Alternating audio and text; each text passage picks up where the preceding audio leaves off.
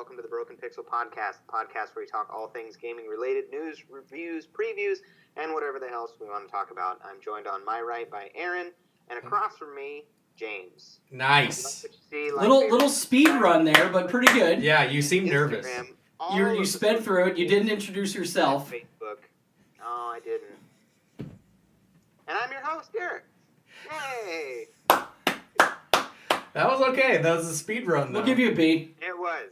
I was panicked. You were very panicked, yeah. Yes. He's like, don't forget. They're gonna rip me to shreds. That's very good, though. Very good. I'm okay with that. You got a nice hood on. I saw that. Nice Voltron shirt with a blue top half. Okay, so if you're truly the embodiment of Wes, what's your opening line? He does it every week. The one thing I forgot is if you have any comments, Aaron, tell him what they can do. That's not it, but okay. That's a good one, though. That's a new one. That's a newer one. So you can think of what the answer is while I read comments that are left below, so I can read them on the show. And then do some blow. Ooh. It got heavy quick. Last week's episode was some news about Fallout 76 and Red Dead Redemption 2. Yep. First comment is from yours truly. Hey! Put a dick in her, she's done. Put that on a shirt, he says. Do you really want to put a dick in her shirt? Yeah. I think he wants put a dick in it. No, he wants to put a dick in her. You want put a dick in her? Well, I like the put a dick in her, she's done when... Yeah. Because Aaron just fucking lost it when he said it. Because James had said you were like, and done. And then Aaron's like, put a dick in her, she's done. Lost it. Yeah. Well, maybe, if we get enough Patreon support, then we can make t-shirts. Next comment is from the great Pirate Morgan. Oh, he's back? He's back again. Returned. Guess who's back? He says, I'm really excited for RDR2, but I have a PC, so I'll get to enjoy it next year, maybe? Yeah, maybe. Anyways, what's y'all's favorite spooky games? Ooh. Oh, spooky games. Yeah. And before we get into that, I want to comment on what he said first, which is the PC version, and what you might know from the news recently. I know something. Is that... the mobile companion app for Red Dead Redemption 2 has apparently leaked the PC version. Ooh. That there is a PC version. So he's thinking next year maybe. I'm thinking next year definitely, possibly before. Because didn't they say like there wasn't going to be a PC version? I think so. Because Red Dead Redemption did not have a PC version. Right. It would be bonkers if there was a PC version because they make so many cool mods for GTA 5 and all that. For sure. I'd say like earliest would probably be December. Right. And then if they haven't received it by this point, at least an announcement by March. Yeah. That's exactly what I was going to say. It's either going to be holiday this year or it's going to be spring next year. If anything. But people think they did find some sort of evidence in the mobile application. Interesting. So real quick, what is Wes's opening line, Derek? Every week. Gosh, I don't know now that I'm on the spot. Man, I guess you don't watch it every week. I watch it every week. Let's see if he does it last week. He definitely does. He does the same thing every week. Almost to a T. Oh. Oh. Game of Thrones. Hello, Read it on the show. I believe we have some comments this time. For yours did really well. I wonder if he Vacation segues. Today. Nathan Drake and Ganondorf are off on holiday. We have This is audio from last week's episode. the Pit Boy. We have lots of pops. I don't know if Derek can even hear it. Yeah, I I showed can. some of a little bit of what we have, like the Pulp Fiction. As the comments. Would that be good for video, though? Yeah, why not? Put it in a big clear thing. So I said that we have a lot. I still have the Twitter. You don't do shit with it. Doesn't mean I don't still have it. Your Twitter's probably deactivated. Okay. No, because I still keep getting emails of the people I'm following tweeting. Is it after this? So we got It should a be. tiny bit of news. Yep, there it is. Not the most this week. We have a tiny bit of news. But he normally says he does the hand and he goes he cocks his head a little bit and he's like, so we got a little bit of news. That's what he said every single week. But that time he said tiny bit. Okay, hold on. You know Gotta what, watch. James? It's really nice. He always says, so we got to do Oh, never mind. Do shit. So, do we have news? Well, not really, no. So we have no news. I'd say no news. Nothing's happened at all. That Red Dead Redemption is the greatest fucking... The whole world of gaming shut down. There's literally nothing. Basically so the only news is Red Dead Redemption. And the PSN games got leaked early. PS Plus. The Xbox One ones did. PS Plus got leaked too. Really? Yeah. I read about it before I came over. Oh, I did not hear that. It was Very nice. on... We may have news. Because I We got a looked little up bit of news. PS Plus. Maybe. The number one article on N4G right now is Red Dead Redemption 2 is a blank. Fill in the blank. Number one article on N4G. Bombshell. It's a bombshell, okay? Nice. I'll go with No, bombshell. he's guessing. What do you guess? Say it again. Say the sentence again. Red Dead Redemption 2 it's the number one article. Is a masterpiece. Wrong. How do you get clickbait articles? How do you get clickbait articles? By saying something outlandish. No, but, well, yes. Yeah. By saying that a game that everyone loves Is is shit. shit. Red Dead Redemption 2 is a disappointment. Oh. Number one good article Lord. on N4G. Who wrote that fucking pile of Liars. shit? It's the one that I was talking about last night with Oh. you and Derek. The stupid chick from Kotaku? No, this is actually different. This is from VentureBeat. Who goes on VentureBeat? Have you ever been on VentureBeat.com? Probably on accident.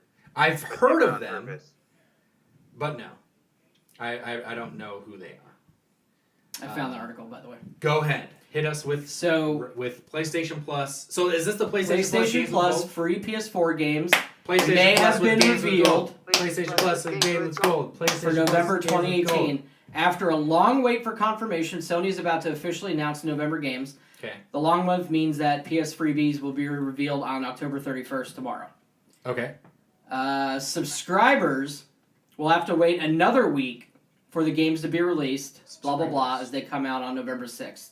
What are subscribers? What do you mean? The people that subscribe to they announce it and then it comes out a week later, is what they're saying. Oh. Which we knew anyway. Oh, yeah. But the November PlayStation Plus games may have already been revealed ahead of the official announcement. If a recent Sony listing is to be believed, Bulletstorm Full Clip Edition Ah, yes. and Yakuza Kiwami will be Yes. the free games for PS4 owners next month.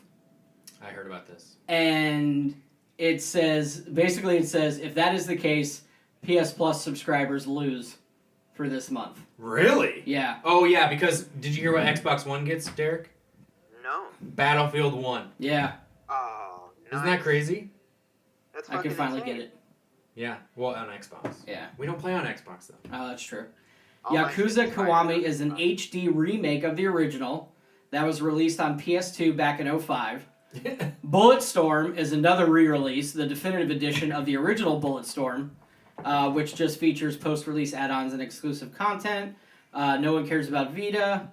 In the meantime, subscribers get, and it just tells what you can already get, like Friday the 13th, Laser League, all that shit. And then it says, where is it? Where's that one little thing here? Yeah, so Battlefield 1 is games with gold. Nice. And which is a smart move because Battlefield 5 comes out real soon, so that's a Yeah, very, it's gonna very build some smart hype. move. The other Xbox One game is Race the Sun, which is honestly a nothing game. Like, it's fine, but it's nothing. Mm-hmm. And then you get the original Assassin's Creed for 360 compatibility. You get the original 360 Assassin's Creed. Nice. Yeah. I don't played think- the original. I don't think Microsoft wins. I think Really? Bulletstorm is a fine game. So Bulletstorm is a $35 game, and Yakuza is a $15 game. I think the reason that they think that they're losing is because so many people have not played a Yakuza game. Yeah. Yakuza games are very fun.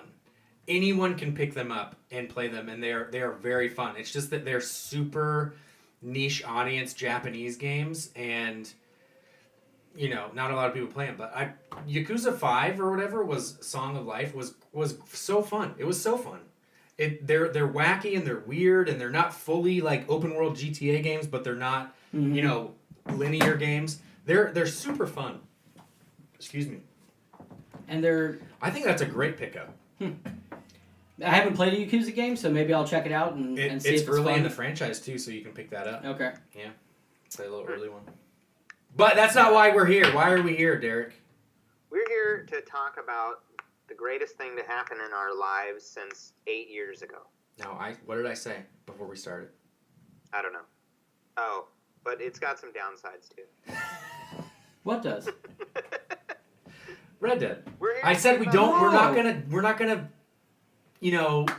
I was way more explicit. Is that before our we is that our recorded. topic for this Yeah, episode? this is the extravaganza. Okay, so before we do that, let's go through the official Sony Classic list. Oh, good call. Good call. Oh. Because some of the games lined up on your guys' lists. You tweeted and said that it was a good list, not your favorite, but a good list. Great list. I don't know shit about any of these games. Okay. But I did do a little bit of reading about the ones where titles sounded familiar to me. And it sounded like they're really good games. Yeah. Right. So for sure. I pre-ordered it, so I'm actually excited to play some of Oh, them. nice. Yeah, I might actually pre-order one now too. Let's look up PS Classic Games. Just go to your Twitter. You tweeted the article. I know. Hold on. All right, so we're gonna go by the games, and I'm gonna tell you what. I'm actually thrilled with this game, or with this list. Battle Arena Toshinden. I don't know what that is. Neither do I. Sure, it's fine. Cool Borders 2. Amazing. Hell yeah. Never heard of that. Amazing. It's a snowboarding game. Of course. Oh, okay, gotcha. It's super. It's derpy. It's fun. It's whatever. Does it appeal It's- to your Tony Hawk It's side? Tony Hawk for snowboarders. Gotcha. Destruction Yeah, Derby. So fucking good. Never heard of it. Mm-hmm. Final Fantasy VII. Duh. Can't beat it. Duh. The original top-down Grand Theft Auto. Oh, nice. Top-down Grand Theft Auto. Interesting. Never played that. Always wanted to. Exactly. Intelligent Cube. Don't know what that is. Jumping Flash, we knew. Mm-hmm. Metal Gear Solid. The original Metal Gear Solid. Yeah. You want to get into the Metal Gear Solid games? Here Now you I go. can play that, and then I've got 5 for free. Yeah. Amazing. Mr. Driller. No idea. Oddworld Abe's Odyssey. One of the best side-scrollers on the PlayStation. See, that's one of the ones that I looked up, because Oddworld sounded familiar. Uh-huh. Oddly familiar. And... Ba-dum-bum. Got him. Oddly. So I kind of looked that up a little bit. It looked pretty cool. Rayman. The original Rayman. Ubisoft. Amazing. Yep. Ubisoft now, not Mhm. originally. Oh, because Colin tweeted out, and when he was talking about the games, he said Rayman, or Ubisoft gave us Rayman and something else. Really? Rainbow Tom Clancy. Tom The Clancy. Tom Clancy Oh game. yeah, I guess you're right. Yeah, Mhm. Rayman was originally. Okay, good call. Resident Evil number fucking 1. Okay, so we have Oh. Resident Evil remake. I think. What's the one that I played briefly? 4. Okay, Okay, these are very different. gotcha. But Resident Evil Director's Cut, amazing. And the thing is these games might not hold up, but at least they're preserved. Yeah. And that's what I tweeted. Like, these games are preserved in a box. They're Mhm. icons. Exactly. And I think they got a lot of good stuff here. Revelations Persona. Hmm. Okay. This Is is that- the That's Part of- like Persona, that Yeah. whole series? Okay. Super Puzzle Fighter 2 Turbo. No idea. Oh, Hmm. don't forget Ridge Racer Type 4. I'm still. Oh yeah. Sorry, I skipped that one. How did you know that? Because I'm looking at it. Oh, Ridge Racer Type 4. And it's alphabetical. And then motherfucking Siphon Filter. Wow. Okay? Siphon Filter was the... See, that sounds familiar to me too, but I've never played it or anything. Yeah. I don't even know if that game will hold up, but I just remember playing Siphon Filter and being like, what is even happening? This game's amazing. And what is Super Puzzle Fighter 2 Turbos? Anybody played that? No. No. All right. I don't think I will either. Now we can. Tekken 3. Nice. Yes. Sure. Mm-hmm. Rainbow Six, the original Rainbow Six. That's amazing.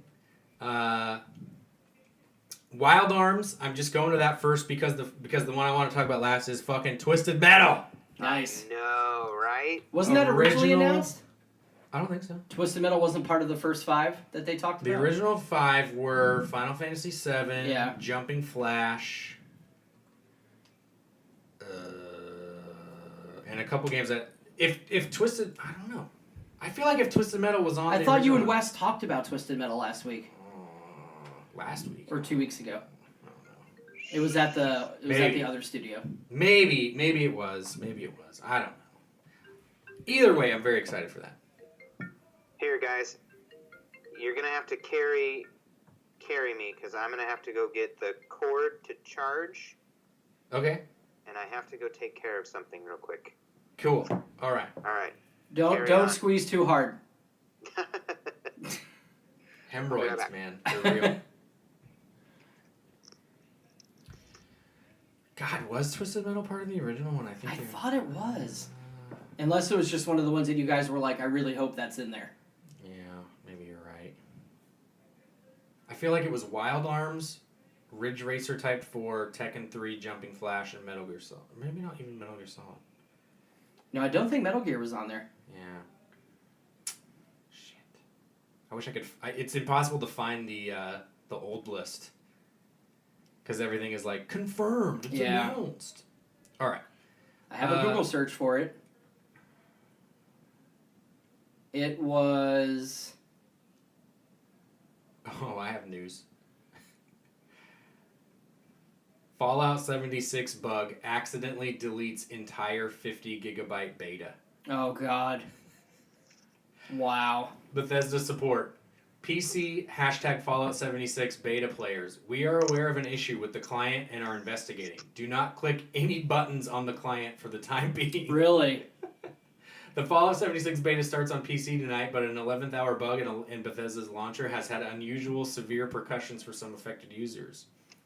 Don't click any buttons. Turns out the issue wasn't your average freeze. It was a bug where clicking any button on the launch client would delete the entire beta and force users to download the just under 50 gigabyte thing all over again. Wow. That's amazing. Oh my gosh. That's fucking bananas. All right. I want to also... You're fully back, right? Yeah. You're in a different position. Yeah, I had to plug in the laptop, and then the phone died, and Kira was calling. And... Got to do the blizzard with the flip-flop? Is Kira okay? Yeah, she's fine, but she needs me to bring her some heels to go with her costume. Does she have a cell phone? No, she was calling from her mom's phone. So okay. Okay. You are correct. Okay. Twisted Metal was not in the original 5. The original 5 were Final Fantasy VII, Jumping Flash, Ridge Racer, Tekken, and Wild Arms. Got it. Perfect. Leave it to Best Buy's website to have old information still posted. Perfect. Okay, so here's what I want to do. We're going to go into... I'm sorry, I'm hosting a little bit. But I want to go into Red Dead Redemption 2, okay? Are we all okay with this? You're jumping around. You're very shaky. Are you okay? Are you typing? I'm typing. Oh, gotcha. I want to break down these articles that I saw. Mm-hmm. Okay. Are you going to talk about what Colin said by any chance? What did he say? Because that's something I read. Yeah. What did he read? What did he say? It was a very unbiased review. Also, he's like, Red Dead Redemption 2 is not a perfect game, but it is also amazing. And the thought that those guys have put into this game, in the things that most people won't even notice about the game, he's like, all of those guys they deserve to be commended and rewarded, and like people are assholes if they shit on this game because of the amount of thought and everything that went into it. Okay. The first one that I want to dig into is the one that I believe it was a tweet, or was it Instagram? Hold on. Me, profile, tweets. Okay. This is an article from Kotaku, from Heather Alexandra. It is entitled, Red Dead Redemption 2's puppet-like NPCs clash with its meticulous world. She states that the world is full of little flourishes and behaviors that suggest its NPCs are real people with genuine reactions. But the more I play, the more they feel like puppets putting on a show. More so than any other game I've played. Wow. Red Dead Redemption 2 wants to draw the player into a sort of simulated, albeit overly romantic version of ages past with the natural world bore less scars from industrialization, and people always had stories or tall tales to share. Forward, she says, on the surface, NPCs aspire to the same level of detail of the world, acting out what seem to be full lives. An angry saloon goer tosses someone through the window of a sleeping... An angry saloon goer tosses someone through the window for sleeping with his wife. A clumsy rider stops to calm their horse, only to get kicked in the head. These moments try to suggest the world is full of people going about their lives, but when contrasted with the rest of the game's level of detail, they are woefully artificial. The seams start to show, and it's obvious that Red Dead Redemption 2's people only exist in relation to me and are defined solely by what I can do to them. Let's see. HBO's Westworld, whose core conceit is that people can attend a theme park of Wild West role-playing android hosts who offer unique adventures, mocks this conceit in a scene in which one of the park's artificial workers falls off his horse. When a human protagonist comes to his aid, the host tries to entice him with a tale of a treasure map and lost riches. His companion dismisses the prospective adventure as a transparative park narrative. It's kiddie stuff, he says. A blatant attempt to pull park guests into side activities. And yet, in Red Dead Redemption 2, these scenarios play out with little irony. There's a tension here, one inherent to many games, but more pronounced due to Red Dead Redemption 2's aspirations. The game's details are meant to evoke wonder, and these NPCs' interactions seem meant to suggest a bigger world full of secrets and adventures. Let's see. So, I want to know what you guys think of that. That's pretty much the gist of the article. You go first, Eric. Okay. Well, as far as the NPCs go, one of the things that they really talked about, like, when we were getting all the leaks and we were getting all this type of information, is that, like, how natural everything's going to feel. Like you could just walk by anybody in GTA 5 and they're not going to say a word to you. They don't acknowledge you. You're basically an NPC to them. Yep.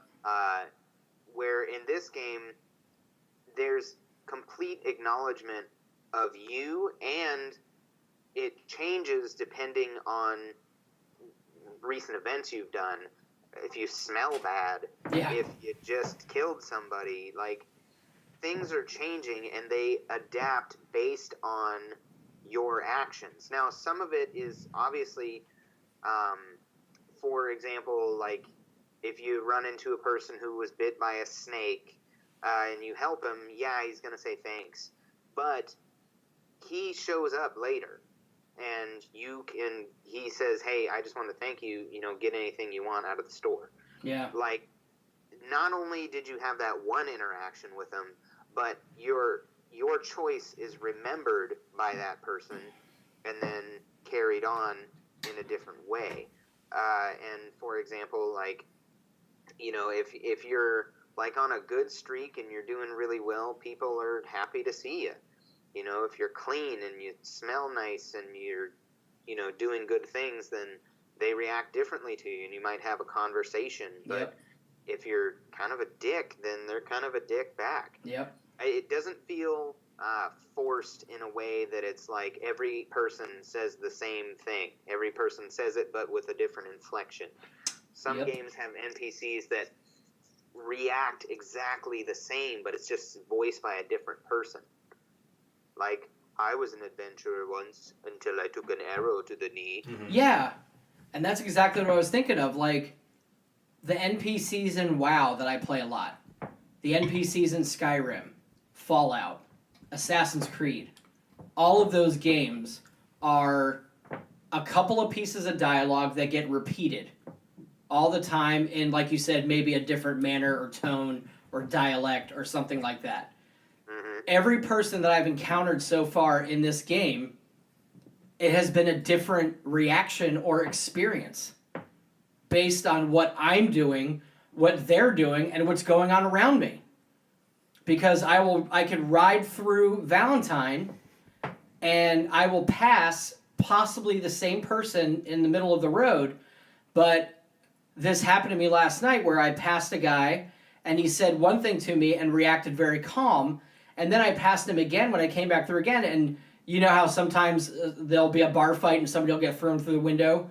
And then he reacted totally different. He was more panicked and said a different line to me. So I personally feel that what she said was fucking garbage, and she was trying to get a shock reaction for a lukewarm review. That's exactly how I feel. Sounds fair. Yeah. I think it's easy you're looking at the surface of it where, like, we've all experienced the person getting thrown through the window, right? Mm-hmm. Is that disappointing that happens more than once, you know? Mm-hmm. Is it disappointing? Not really. I don't think so. No. Right. Because in the Wild West, you watch any Wild West movies, that shit happens all the time. Sure. Yeah, I don't know. I feel like from my experience, everyone has reacted. So here's the thing. Everyone has reacted the way that I want them to, but it's because you have the option to antagonize or greet, okay? Yep. So there's a branching path to every encounter that you can have. And this person is saying that, like, I don't understand how that doesn't make you feel immersed in the game. It's right. You know what I mean? Like they're not only, like, I can understand if there was no contextual map. If you just walk through and then these people are like, "Oh, the player is here. I'm gonna go about my business. Oh, here's what I'm doing." It's but maybe that happens, but at least when you're presented with an interaction with them, you have the option to greet or antagonize or even rob sometimes or help or whatever. You know, it all makes, like, you are the single player in the game. Yeah. Right? Yeah, you are Arthur Morgan. The designers have to make you feel like that. Yeah. Like you are the player in the game. Like, for sure. I don't understand why that's a negative thing. And I have antagonized the same person on different occasions, and I've gotten different responses. That's the other thing, is not only do there's two options, there's different responses and different outcomes to the same action that you present. Because one time he was scared, and the other time he fucking tried to shoot me. Well, and I also like that their reactions are different. Like, for example, running into a stranger mission, and they're all friendly and nice to you, and maybe you go along with it. Maybe you're friendly and nice to them, but you can turn on a dime. Yep. And they will react accordingly. So fuck yeah. If you're talking to someone, you say, you know, "Howdy, partner," and they say, "Oh, hey, it's a fine day, mister," and they're all happy, but then you pull a gun on them, and they panic. And but then you get the option, you can threaten them, and, like, you can provoke them more, and it will heighten their intensity. Yep. Yeah. They'll go from being like, okay, to being, like, really freaked out. Like, I or very pulled a pissed gun off on a guy, and he tripped over his feet. He was walking backwards, and he tripped and fell down. Yeah. Like, yep. Like, there isn't just the same reaction. Like, if you shot a gun in GTA 5, And I'm using GTA as the example to show the You have progression. to, yeah. Yeah, to show the progression. Like, obviously, lots of different developers have lots of different NPCs for lots of different games. Yeah. But to show their progression, if you shot a gun anywhere in GTA 5, they all just run away from you like a water droplet. Yeah. They just spread and go in any direction as long as it's away from you. No one's going to turn around and stand up to you. Yeah. Unless they're a cop. Unless they're a cop, or if it's like a gang member or something like that, unless they're coded to. But or a 12-year-old. Some people will, they'll react, they'll hide. What's really immersive about it is, I often find myself wanting to help others and not wanting to help different people, because if I go up to somebody and say, how you doing, and they're nice about it, it's fine. And if I see them again later and they need help, I'm willing to help that person. Yeah. But if I pass somebody on the trail and I say, hey, mister, and they say, go about your business, I'm not going to be so friendly to that guy, and I don't have to be. I have the option to interact with everybody I see, not just select coded NPCs that have certain dialogue. Everyone has dialogue. Yep. Yeah. Just got to talk to them. And one of the things that they talked about with all the different NPCs is that it's like they're living their own lives. So the first time I rode into Valentine, I saw two guys having a discussion. They were pointing at the side of a building, and I think it looked like a little dilapidated, like they were going to work on it. There was another guy that was loading hay into a cart. They were caring about their lives, and I felt like if I walked up to them and said something, that it feels like anything could provoke a mission. Yeah. I might come up to the guy loading the hay, and he'll say, hey, man, can you help me out? And, it has this very natural feel, and you can choose to be the helpful, outlaw, or you can choose to be the just run and gun. That happened to me with the paper guy. The guy that sells the papers on the corner in Valentine. Yeah. I bought a paper from him the first time when I was in there for a mission, and then the next day when I went through there again for another mission, he was nicer than he was the first time, and he was like, hey, here's a paper on me. And he gave me a free paper. That's what I don't understand. So your examples are great. The people building the new... Are you talking about the people building the new house? Kind of just outside? Yeah. Yeah, by the stables. I remember seeing that. Yeah. I don't understand her comments about it feeling like they're just living their lives because I'm there. Yeah. When you ride up on these people and they're having an argument, two sons and a dad way before you get there about building a house. Yep. And it's this has nothing to do with me at all. But I can go up and talk to them, and it's not even a mission. It's just a little blip on the map, a little white thing, this is a stranger mission or whatever. And I go up there, and it's just the dad, oh, you kids don't know what you need to learn hard work. And then the thing falls. Yeah. And then you go talk to the kids, and they're like, fucking dad always, griping at us. Let's just take a break until he starts yelling at us again. And it's there's not even a mission. There's nothing to do. Yeah. I'm just wow. And then I go about my mission. I start again. I'm coming back to this town, and I look past there, and this is on the stream. You can look at my streams. And I'm like, oh wow, they're actually coming along on that house. Oh, nice. They're working on the house, and it's coming along. And I'm like, how is that? That's super cool. That totally breaks down the entire argument of it feeling artificial, or it feeling like they only exist because of me. I found it's in fact the exact opposite, in my opinion. Yeah. And that's what I said to myself last night. I found myself paying more attention to my surroundings. To where any other game that I play, even Assassin's Creed that I love, I know what to expect in that game. Yeah. I know that a lot of the background that I'm in is not going to play a part in what I'm doing. So I tend to block that out a little bit. The people walking down the street. Yes. Yeah. Things happening in the They don't background. Even boats. The coolest thing in Assassin's Creed, I thought, was that boats are fighting in the background. And you could watch a little battle. Not necessarily with you. Yeah. Right, exactly. And that's what I found last night when I was roaming around trying to find gold bars and stuff. I was paying so much extra attention to everything going on around me. And when Derek and I talked about traveling on the horse in cinematic mode, and I could click the different views and everything, you still see all of that stuff happening around you, no matter what. Yeah. Like, how is that? How I just don't understand where she's coming from. Exactly. Well, and I also find that, okay, so because I can have an interaction with anybody, I want to have an interaction with everybody. Yeah. So I see that in GTA 5, you run out of things to do. Yeah. Because if you're not doing a story mission, you're just walking around. Yeah. Or driving around and learning the map, which is great, but you spend 3 or 4 hours playing that game, you've learned the map. But there's no radio in Red Dead Redemption. So you get to listen to the game sound, and that's it. Birds chirping. There's raccoons and squirrels, and you might hear like the scutter of like a rabbit go by in the bushes.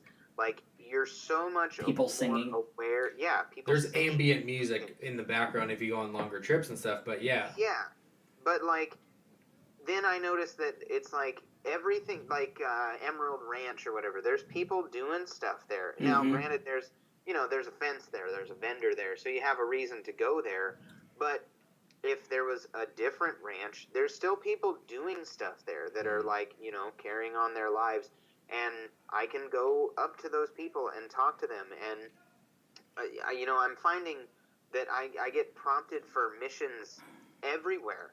Yeah. And I feel like that, I'm pretty early on in the story. And I feel like if this much is happening just in this small area, like I've barely gone really outside the comfort zone. Do we know how big this map is?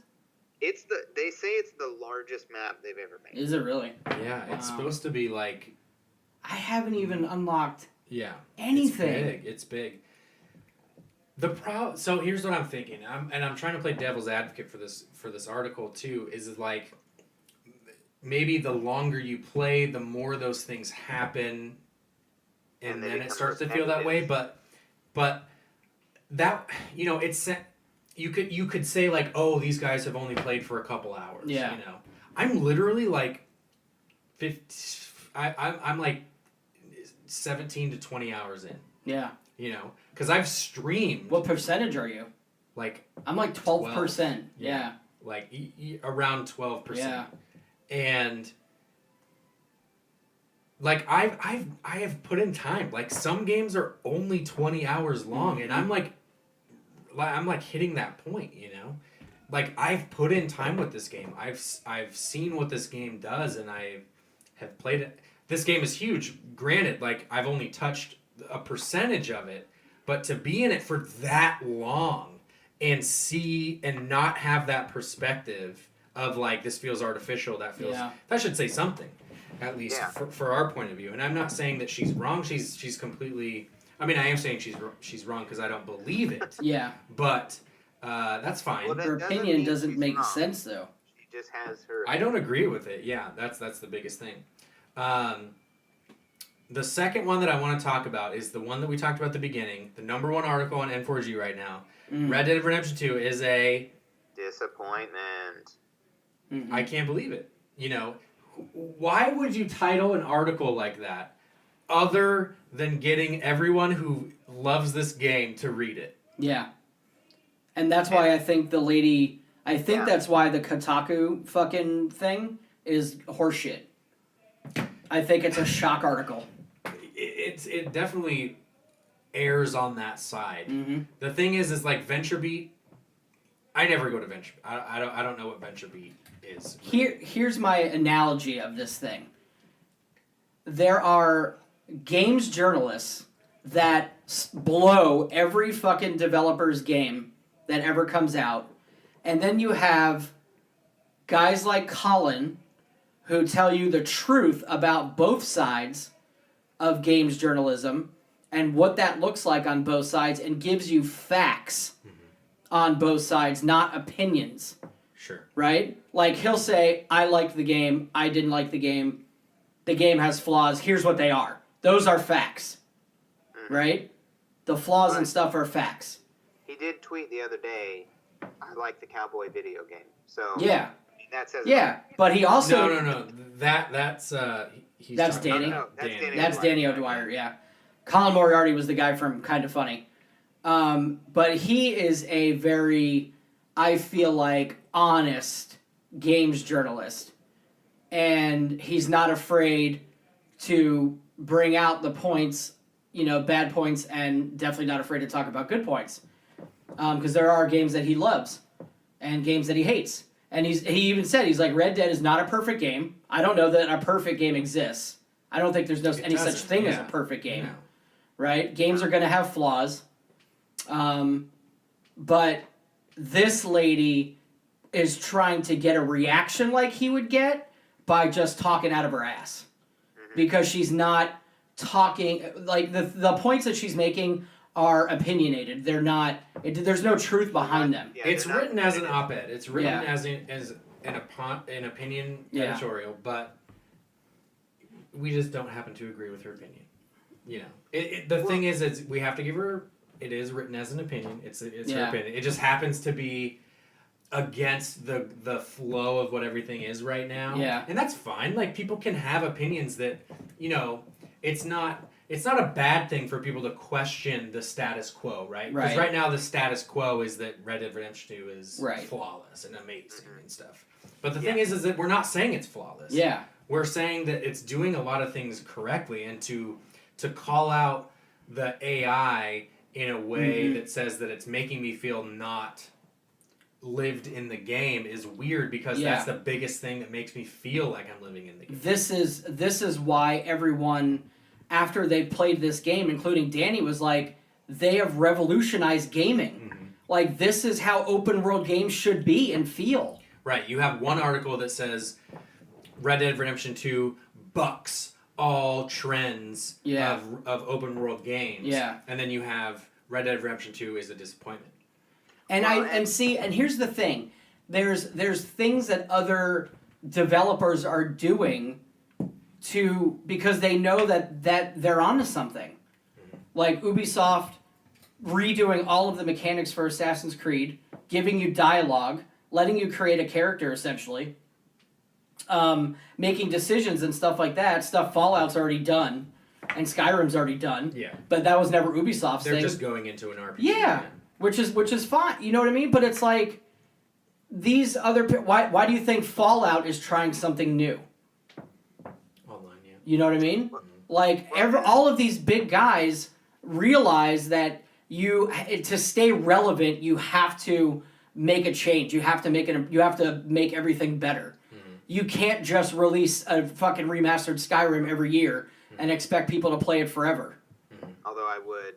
Yeah, because you're Derek. But now I will say this though, before we get, I guess, too far from it, is the story so far has been great, and I really feel like the story helps progress the story of not only just the events that lead up to Red Dead Redemption, but it also helps you establish who Arthur is.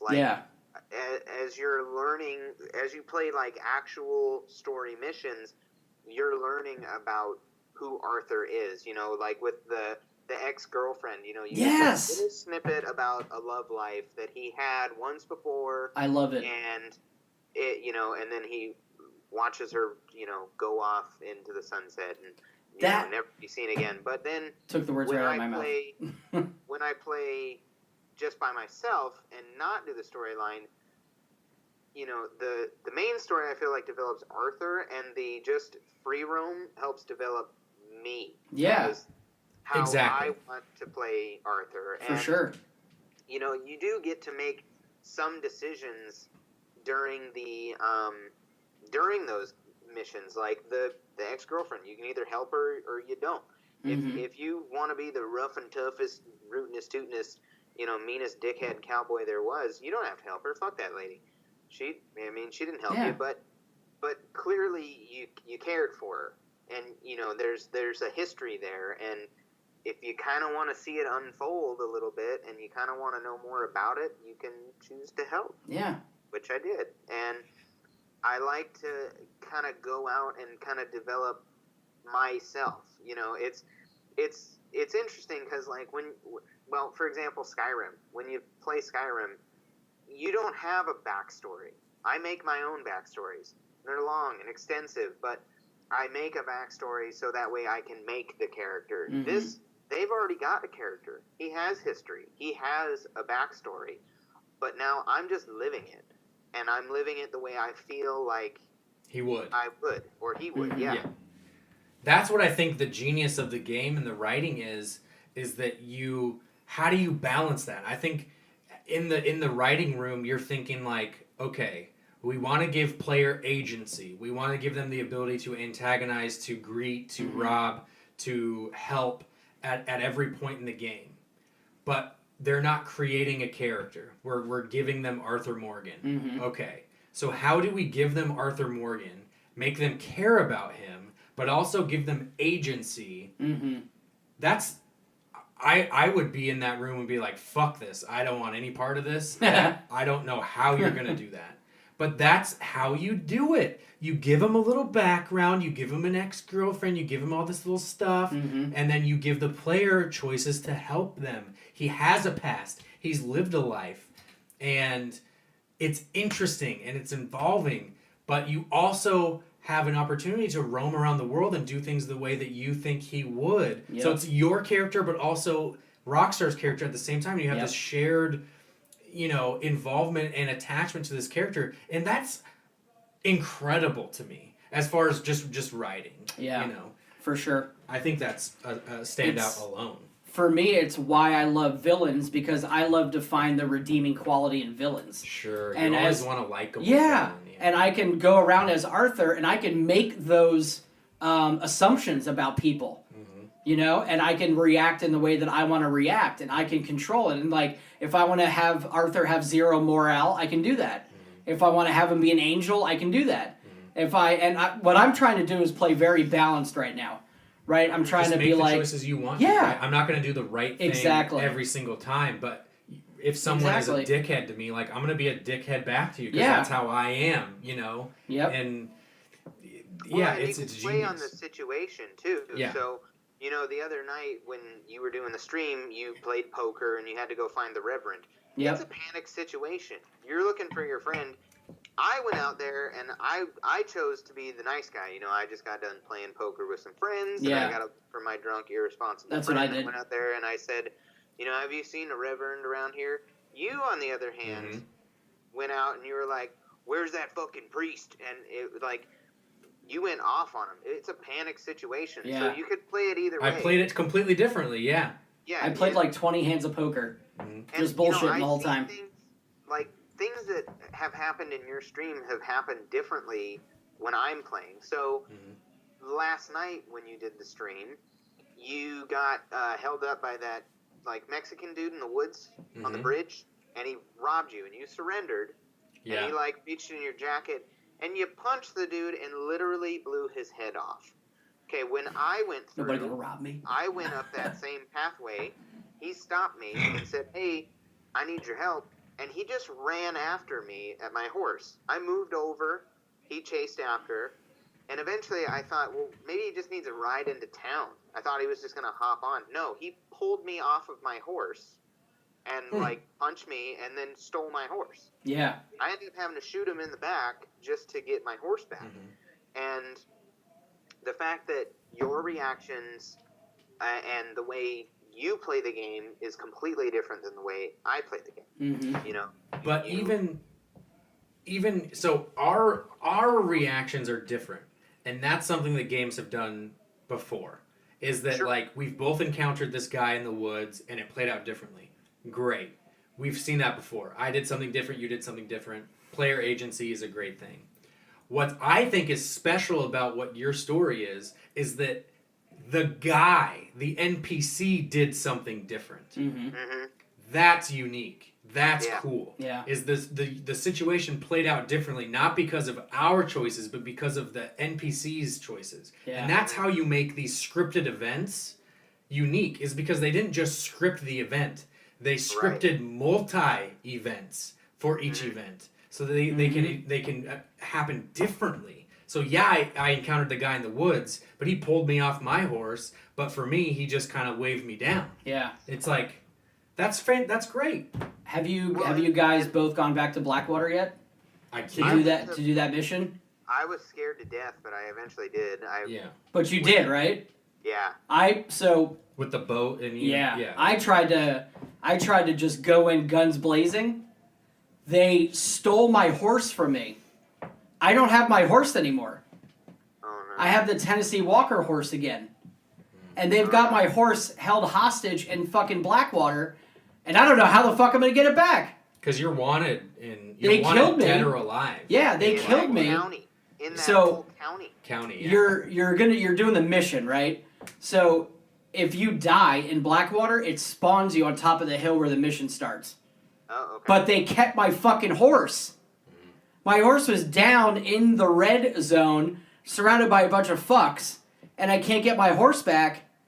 And I had to get they had Tennessee Walker up on the hill for me. And I was like, I have no fucking idea. I'm gonna get my horse back now. Yeah, and there's... And I paid $155 goddamn dollars for my bounty. Well, and there's decisions like that, like how are you going to get your horse back? You got to plan that stuff ahead. And things that you got to change. So, for example, we were talking about how NPCs react differently. Yeah. I walked by a guy that was fishing, and he's mad at me for some reason. I want to change that course of action and figure out why he's mad. I want to talk to this guy. Because when I walked by, there was a little blip that went off. So clearly I'm meant to interact with this guy in some way or another. Maybe he shows me the art of fishing. I don't know. Yeah. But I haven't been able to do it yet because when I go over to him and I go to greet him, he's mad. And then I don't have a choice to be nice to him. I either antagonize him or rob him. And I don't want to rob him. He's just fishing on the side. He hasn't done anything wrong. He hasn't done anything to deserve me being a dick about it. Yeah. So I want to do the right thing to make him react to me, you know? And, like, there's things that, well, I'll save this point for when Aaron gets back. There are things that I dislike about the game, but I immediately find a reason why I'm okay with it. Yeah. You know? Yeah, and for sure. Going back to what you were saying with Blackwater, I decided to, carry on the story missions, and I didn't realize it was in Blackwater. Yeah. I didn't realize it was in that area, and I get down and I cross the river, and then it was like, wanted dead or alive. And I was like, I was scared to go. You want to know how I fucked myself last night? Yeah. I did the Micah mission to get Micah out, and then he fucked me, puts the bounty on me, and then I go to Blackwater, and every fucking person that I see wants to kill me. Every person. So I paid $155 bounty. I go to the fucking post office, I pay the bounty, I go into Blackwater thinking I'm fine, boom, wanted dead or alive again, another $155 bounty. See, I'm glad I did the Micah thing afterwards because, the story obviously starts, you're running from Blackwater. Yeah. And you're wanted in that county, dead or alive. Well, where Strawberry is, where Micah is at, that's a different county. Yeah. And because of Micah, I now have a $100 bounty in that county. Yeah. So I moved back to Hanover. New Hanover, thank you. Mm-hmm. And I'm bounty free. Like, no one's gonna come fuck with me there. The where you're wanted stays there. Yeah. But like Strawberry's on lockdown. I can't get in. Yeah. Or I could get in, but I don't want to dare You'd be go back fucked. there. Yeah. So, I'm really glad I did the whole Micah thing afterwards because if not, I'd have to ride through that whole county where everyone's mad at me. Yeah. Already. Yep. It's not worth it. For sure. Okay, Aaron's back. You can do your point now. Okay, so a point so James and I were talking about, NPCs and whatnot, and I was telling him that, I don't know if you heard me talking about the guy who was fishing. So No, he left already. There's a guy that I was riding by, just taking in the beauty of the land, and a little blip went off, and I saw that there was a guy fishing, and I wanted to go talk to him, but he's mad at me for some reason. I don't know if I raised hell, or maybe I stink, or I'm just dirty. I'm not sure, but I want to change that because I actually want to talk to this person. I want to figure out, like, because like I said, he's just fishing on the side of the river there. Maybe I'm meant to talk to him. Like, maybe he shows me how to fish, or like maybe he says like, hey, here's a pole or whatever. But like when I go talk to him, he's all standoffish. Yeah. And I kind of want to figure out why. Like, is it because I have a bounty on me in a different county, or not? But the point I wanted to make now that you're back was there's times where there's things I don't like, and then I find a reason to like it, and that fishing guy is the example. I don't like that sometimes the NPCs are just mad all the time, but I do like it because now I want to find out why. Mm-hmm. Now I want to understand why they're upset at me and then fix it, because you attract you attract more bees with honey than vinegar or whatever. Sure. I feel like that more things come my way if I'm nicer about it, and if I help out people more often, that good things happen. So like a criminal came up and I shot off his chains, and he gave me the clue to go, like, a house to go rob at night. But if I didn't set him free and let the cops come get him, I'd never know about that house. I probably might not be able to get into it. So I want to kind of figure that stuff out, and I hate that, like, when I have a bounty on me, that I'm being hunted all the time. But it saves itself because now I have to plan ahead. I have to be strategic. I only go out at night, and I stay off the main roads. Like, it changes the way I play because now I don't want to get caught, and I just want to make money. And so that might change how I play. I might go rob houses to try to get money to pay off my bounty. It's annoying that I'm getting chased down all the time, but it changes the way I play, and that keeps it from getting boring. I'm not getting complacent, always knowing that I can't escape and this, that, and the other. No, I just have to change it up a little bit. Yeah. I think that's a great point to make. I wonder, did you figure out why that guy was mad at you? Not yet. No. I'm gonna try to, like, take a bath. I'm gonna change an outfit. And if either of those things don't work, then I'm gonna try to figure out how I can pay off my bounty. And then if I pay off the bounty, then that'll tell, because I'm not sure what the name of the county where Strawberry is, but I have a bounty in there. But this guy's over in a different county. He's in New Hanover County, and I'm wondering if I get rid of the bounty over here, if he'll be better off over here. I don't know yet. So I kind of want to, like, do trial and error and figure out, because that'll help me in the future. And that's what makes it fun. Yeah, like, getting the bounties paid off is, like, super important, and it's also proving to be super difficult. I did that mission to rob the not the post office, but the doctor's office or something like that, where you can rob the back room and you get that Schofield pistol. Yeah, I haven't done that yet. I did that, and you had to shoot your way out. Maybe you didn't. Maybe you could have used throwing knives. I'm not sure, but I ended up blasting my way through, and it took me from having a $20 bounty to a $226 bounty. And then, because I fought off the bounty hunters, it brought me up to a $286 bounty. Yeah. And holy crap, finding $286 when you sell a horse for 15 cents. Yep. You steal a carriage and you lose honor, and then you risk your bounty going up to sell it for $25. That's a lot of carriages. I can't steal 15 carriages in one night and get away with it. It's you learn the value of kind of playing it cool. Mm-hmm. I was actually relating it to Bloodborne when I was playing yesterday morning, is that it takes strategy and it takes patience not to just swing and swing and swing and swing and go for the kill, because that's how you die in that game. So take a couple hits and take a step back and kind of analyze and see what's going on. In this game, it kind of pays to kind of hang at the hillside or hide in the bushes and watch what everybody's doing, and then kind of get the layout of the land, or even like stroll into town and get the layout, plan an escape route, see how the people react to you. Mm-hmm.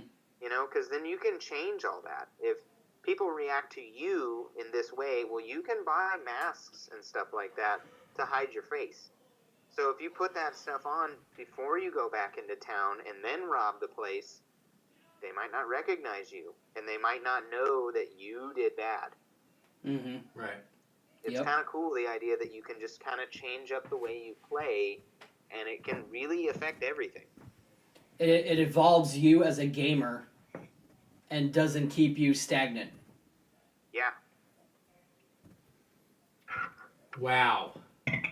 Thoughts on Red Dead Redemption 2 have been insane. Yeah. So the problem that I'm having with the articles that I'm reading are that they're not talking about the things that I find that are wrong with the game. Uh-huh. And so I'm like, why are you even talking about that? Yeah. That's not a problem. Like that's such a stupid thing where you could actually write an article about things that are actually wrong with the game. Like there's a little thing where, and GTA does this too, where if you're driving really fast, if I'm riding a horse really fast and I go past an NPC that's just on one horse, sometimes they like veer, they're like, oh God, and they veer toward you. Yeah. And then it's like, why? Yeah. Don't do, like, why wouldn't you veer away from me? Yeah. And it veers toward, and then sometimes I'm going so fast because I'm traveling so far that I like fall over their horse, and then I like fly off, and it's like, why did you fucking turn towards me? That's so stupid. I hit the horse so hard that I died. I did. I haven't died from that I did. yet. That's really funny. You know, and like, so I figured out how to fish, and Oh, you did? yeah, I got to the fishing mission, and you have to kind of stop next to a lake and get off the horse and then walk to the edge of the lake. And the character that I'm with is like, I can't wait to start fishing. We should hurry. And it's like, well, I just got off the horse. Like we're right there. And it's like, man, we should really get to what we're doing as I'm walking to the thing. And it's like, dude, like, that's not right. Yeah. Like, come on. You know? And then I was robbing a train, and they were like, here's the storage compartment, steal all the stuff. And I start stealing the stuff, and they're like, we should really get out of here. Yeah. Come on, it's crazy. And it's like, dude, I just Yeah. started. Like, there should be a time limit before that stuff starts that I'm not noticing. Yeah. You know, it's like right away these characters are like this immediacy, and other games do it fine, where like, and especially Naughty Dog games, where like if you start taking a little while, they're like, all right, Nate, come on, you know, we need to go do this. And it's like, okay, that makes sense, because I've been doing this I'm like dicking around. That happened to me with the Blackwater mission. When you're done with that, you're supposed to loot the little camp that you're in, and then it literally gives me 0.5 seconds, and it's like, bounty hunters have tracked you. And now I gotta kill all those fucks, and then I can take my time looting the city. A friend of mine once, we were talking about games, he was letting me borrow like Wolfenstein the New Order and Watch Dogs, and he was like, yeah, we started talking about games, and he goes, I hate when games put in a false sense of urgency. And I said, well, what do you mean? And he goes, you know, when you're like playing a game, and he goes, I don't know about you, but I like to look for stuff, and you know, there might be like a collectible or whatever, and I hate when you're walking around, they're like, we gotta go, we gotta get out of here, man, hurry up. And he's like, you could literally walk around there for 20 minutes. Yeah, they're just scripted to say they're just going to scream, we got to go, man. We got to hurry. But there's no real rush to it. And I said, yeah, there's only a few games where, and this was at the time that I could think of, where, you know, they say like, okay, we got to hurry. And then they put a timer on there. And like, now you actually have a reason to hurry. Like the Maw mission in Halo CE. If you don't make it, the ship explodes, you die, mission's over. Like, Right. you lose. It's not just someone yelling at you like, Yeah, come on, we it's gotta not go. just- Yeah, I don't like the false sense of urgency either. So, like, in the opening mission for RDR2, when you're supposed to check out the cabin and look for stuff, you, like, pick up, like, the first can of beans, and then you hear Dutch outside, and he's like, come on, Arthur! Yeah. It's like, Yeah. Yeah, it just doesn't make Arthur, sense. man. Yeah. I opened my Yeah, first and- cabinet. Relax. Like, if we're going to talk about NPCs, let's talk about how their scripts are Mhm. urgent way too soon. Like, Yeah. that's a problem. Well, and I think it's because, like, so games like Uncharted. Mhm. Uncharted is definitely a completionist's, like, dream. Mhm. Because there's 100 little trinkets, like, Yeah. I think it's literally 100 trinkets, that you need to find. Right. Sometimes there's 1 or 2 or maybe 4 in a level that you gotta find, and you have to go look for them. And I love that. So I like those games because the first thing I do in any game that starts out like that is turn around. Yeah. I look behind me, and I'd say 1 in every 3 times there's something to get. It might be a Mhm. chest or some ammo or something. There's something to find, where I feel like Red Dead Redemption is not one of those games. Yeah. It has some of those elements in it, but, like, you're not a treasure hunter. You're an outlaw. Mhm. So I happen to find that torso that's all strung up underneath the railroad. I don't found that have- too. Yeah, I don't have to go find that. I don't have to go look for it, Mhm. but I can. Yeah. And there's no sense of urgency behind it. The dude's already dead, clearly. Mhm. He's not, like, waiting for me to save him. So, real quick aside, and then I think we should end this episode because it's very long, and then we'll go into more stuff next week. So your first instinct is to look behind you, right? Yeah. And I think that's all gamers' instincts is like something's behind me, right? If you start out on a Castlevania level, and it's like you start out on the left side of the screen, you got to run left first, just because guarantee you there's something on that other side of the screen that you're like, you wouldn't think to do. It's just we're trained to do those things. And in that goddamn movie, Ready Player One, when he goes in reverse Yeah. to uncover the secret, I'm like, no one ever fucking tried that? All these fucking gamers are playing this game, and you're the first one to figure out you should go backwards? Like, get the fuck out of here. Get the fuck out. That's the first thing I would do. I load up into that game. I'm going to reverse. Yeah. I'm going to see what's behind me first. Boom, I win. Oh, yeah, that's the big secret? Yeah, you're a real fucking gamer there. Proof. Proof. I still got to see that movie. I still haven't seen it. Anyways, this was, I'm going to say, part 1 of our Red Dead Redemption discussion. Yep. Yeah, the first 20 hours. Yeah. Next week we're going to be 20 more hours into it, and we'll... Hour 21 to 40. Yeah, we'll have even more to discuss. There's an article that we didn't even talk about yet. We just got so deep into this, so we'll have to come back to it next week. I appreciate everybody's watching it.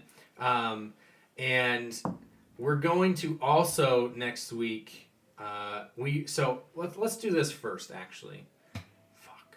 You know, I feel so bad. We got so into Red Dead Redemption, we forgot the dude's question of what's y'all's favorite spooky game. Oh. Because I went back to the first thing about Red Dead Redemption PC, and then we just dove right into it. Now we're at the end of like a fucking hour and a half episode. It's a good way to lightheartedly end the show. Yeah, let's just go. Do you have a favorite scary game? Okay, so a game that I played it in your house.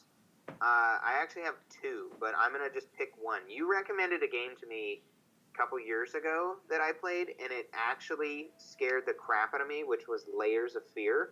Oh, nice. Terrifying. Yeah. Lots of jump scares. That's all I needed, though. And I was playing by myself in the dark, and the first time I saw a shadowy figure, like lightning flash, and it jumped out at me, and then the next time I look at it, it's a stack of books. Yeah.